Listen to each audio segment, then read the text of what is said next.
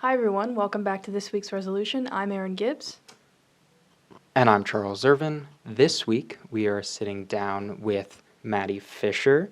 She is the Executive Director of Public Relations for THON, the largest student-run dance marathon in the world. Right, Maddie? Yeah, absolutely. So, can you tell us a little bit about what you do with THON and why you got involved? Sure. Yeah, so like Chet mentioned, my name is Maddie Fisher, and I serve as the Public Relations Director for Penn State Dance Marathon. What I do is I serve as the voice of THON, so I do so through leading a team of captains, 26 of them to be exact. They oversee our design work, videography, photography, media relations efforts, publication management design, and more importantly, I think we aim to describe the indescribable that is THON weekend. You really have to see it to believe it, and so I feel really grateful to serve in a position where we take that experience of THON weekend, but also our year-round efforts, and turn it into something that people can relate to all across the globe. Awesome. Well, I know THON is in February, but I also understand that it takes a lot of preparation work to get there. Yeah. Can you describe a little bit about that? Sure. So I was picked for my position in April of 2023, so I've been in this position for a while now. Coming into the position, you learn a lot about what your committee will do, but you also learn a lot about what other committees do. There are 16 THON committees with so many volunteers a part of all those groups, and they all play a really integral role in executing THON weekend, but also of all of our year-round awareness and fundraising efforts. So there's so many hours, there are so many nights and early mornings spent planning THON weekend and planning the initiatives that inspire others to donate and make an impact in childhood cancer research and advocacy. Of course. Yeah, so for specifically THON weekend, what would your responsibilities be then? Yeah.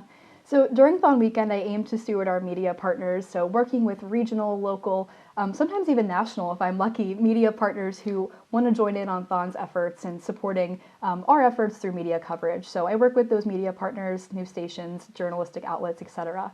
I also work to support my captains. They are doing so much to connect with families and highlight their stories through video, photo, and some stories like working with outlets like you both.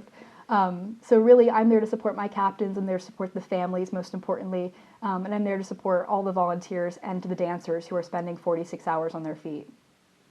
Yeah, it's a lot, but I mean, as you said, you really have to be there to experience it. Right. Has there been like kind of a favorite moment for you in THON? I know you're a senior, so Yes, you yeah. have 4 years to look back on. What was like one moment that stood out to you? Yeah, so I joined THON during my first year at Penn State, where I graduated in the class of 2020 from high school, so that was amidst the COVID-19 pandemic. So coming into my first year at Penn State, THON was virtual that year, so I missed being in the BJC and getting to see that for the first time. So when I was able to come to THON at 2021, THON 2022, I believe, let me correct myself. That was the THON that was back in the Bryce Jordan Center for the first time since the pandemic. So getting to be there, getting to serve as a family relations captain, and getting to see something that I had dreamed about since I came to Penn State in real life and in person was just so inspiring. Total reveal that year was just my favorite memory, I think, by far. Yeah, so what do you think is the biggest challenge that in all of your years doing this has been that you faced? I think one of the biggest challenges is managing being a student and being a person first. So course. in a volunteer role, like in any volunteer position, you're setting aside some time to help others, which I feel really grateful and fortunate to do with my privilege being able to have that time, which doesn't always happen for people. So again, I think I'm really grateful that I get to have this opportunity to lead others and to drive some sort of impact before I leave my years at Penn State. But definitely one of the challenges is finding time to take care of yourself. I find that I'm leading a lot of meetings and turning to people for help, and I think it's been hard to ask for help sometimes. So I would definitely say dedicating time for yourself as a volunteer can be tough, but it's definitely needed. Yeah, and I think, we're all students here, so we can Right. understand how hard it is to manage classes and extracurriculars. But at the end of the day, THON, I think, is something that is truly Penn State, but also something that no Penn State student can forget. It's Yeah. truly huge. Is there anything that we didn't get to talk about that you'd like to mention? I know THON is quickly approaching us as we have this discussion, Yeah. but what can you tell us about what what other people should know THON weekend? Yeah, so THON weekend specifically, if you're not aware, to anyone who, doesn't necessarily know about anything Penn State or related, Penn State is like commingled with THON. They're so connected.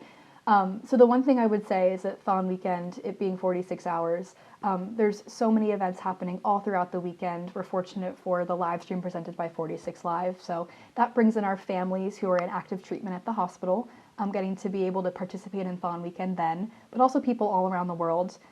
So THON weekend can be experienced anywhere, so definitely tune into the live stream. We're grateful for that support from 46 Live. Additionally, I would say that if you're willing to make a donation, you can go to donate.thon.org.